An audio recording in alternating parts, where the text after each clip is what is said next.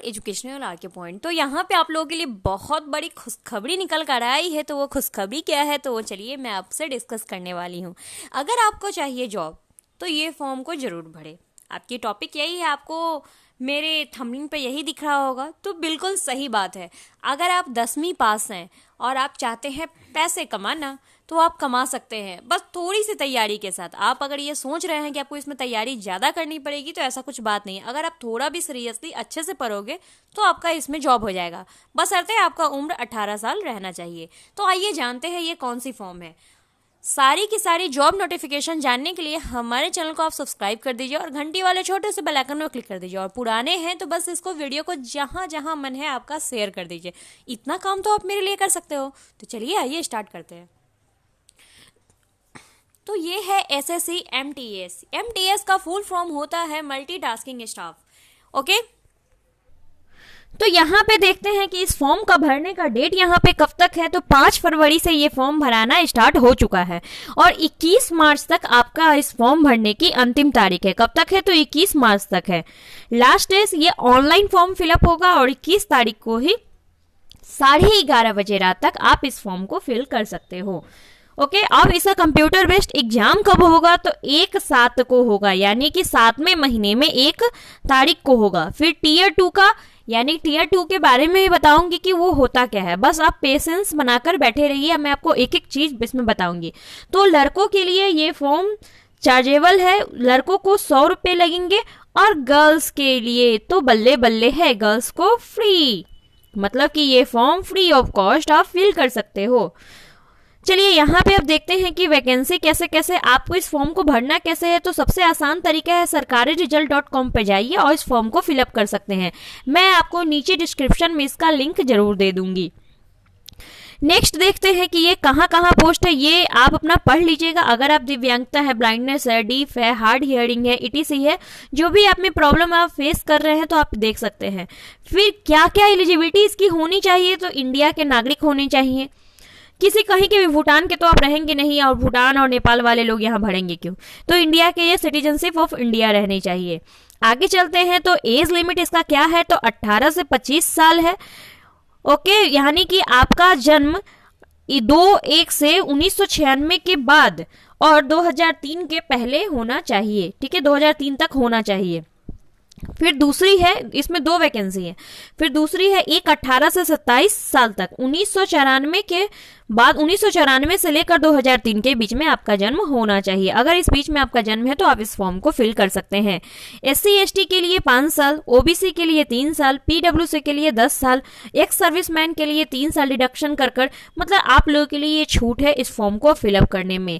अब हम जानते हैं कि इसका एज क्या है। एज आपको इसका PDF चाहिए, मैं ग्रुप में शेयर कर दूंगी, टेलीग्राम पर आप ज्वाइन कर सकते हैं, वहां भी मैं आपको शेयर कर दूंगी। अब चलते हैं इसका एग्जाम कैसे होगा वो जानते हैं।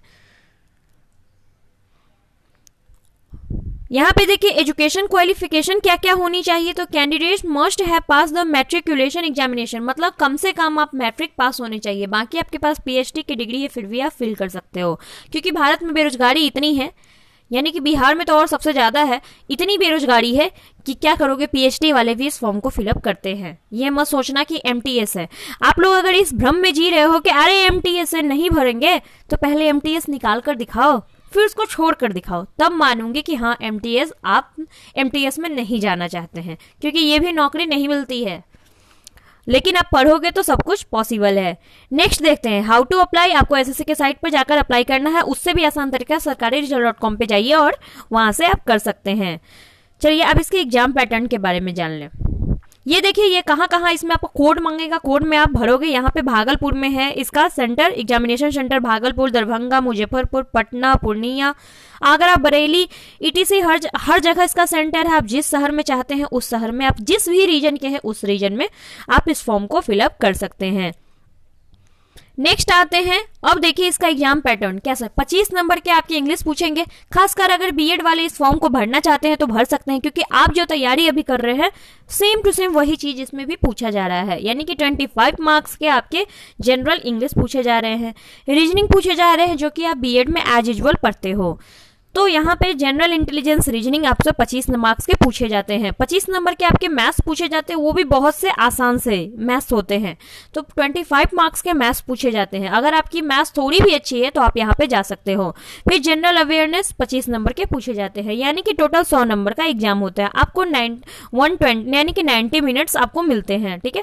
अगर आप दिव्यांग कैंडिडेट है तो आपको 120 मिनट मिलते हैं। उसके बाद अगर आप ये पेपर 1 क्वालिफाई कर जाते हैं तो फिर पेपर 2 के लिए आपका एग्जाम होता है, जिसमें 30 मिनट के होते हैं और इसमें शॉर्ट एस्से और लेटर इन इंग्लिश में लिखना होता है। यानी कि आप मतलब कि बिल्कुल आपको कुछ भी ऐसा टॉपिक दिया जाएगा जिससे आपको इंग्लिश में लिखना होगा। तो बस इतनी ही थी। अगर आपको और भी कोई जानकारी चाहिए तो आप मुझसे पूछ सकते हैं। यहाँ पे मैं आपको दे दूंगी कि हाँ क्या क्या इंग्लिश लैंग्वेज में क्या क्या पूछे जाएंगे। तो इंग्लिश में वोकैब पूछे जाएंगे, ग्रामर पूछे जाएंगे, सेंटेंस, साइनो, इंटो वगैरह पूछे जाएंगे, करेक्ट यूजेज। जनरल इंटेलिजेंस में तो यही ऑब्जर्वेशन, रिलेशन, फिगर, क्लासिफिकेशन जो आप पढ़ते हो, नंबर जब मैं आपको हमेशा एज यूजुअल पढ़ाती हूँ।